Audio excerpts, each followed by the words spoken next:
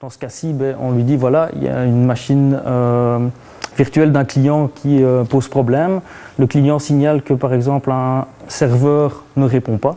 Et donc j'ai localisé le problème. Le problème se situe à l'ISIMS dans le local 2.10d et on a un lien vers l'accès à la machine virtuelle.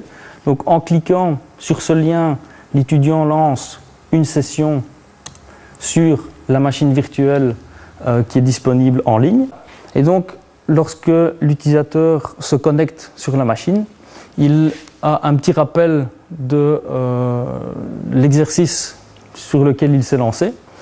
Donc, ça concerne bien le chapitre 3, ça concerne bien l'erreur qui a été signalée dans la fiche d'intervention. Et donc, à lui d'essayer de déterminer ce qu'il doit faire pour que le serveur web fonctionne. Et je lui précise qu'à la fin de l'exercice, il peut vérifier l'exercice à l'aide d'un petit script qu'il doit exécuter ici. On peut le faire directement. Et donc le petit script va vérifier si effectivement il a corrigé le problème et si le système tourne. Donc ici, ça permet également d'avoir une petite aide. S'il n'a rien trouvé, il peut lancer le script et le script lui dit est-ce que vous avez pensé à vérifier si le programme était exécutable tout simplement? Non, dans ce cas-ci, il n'est pas exécutable. Je peux modifier le système en rendant ce programme exécutable.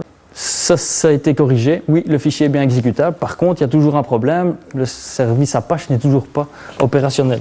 Il doit encore simplement redémarrer le service. Et cette fois-ci, le script de vérification devrait lui dire qu'il a bien fait son job et le service est de nouveau opérationnel. Voilà, félicitations, le problème est résolu. Il y a tout de même certaines lacunes à ces exercices-là.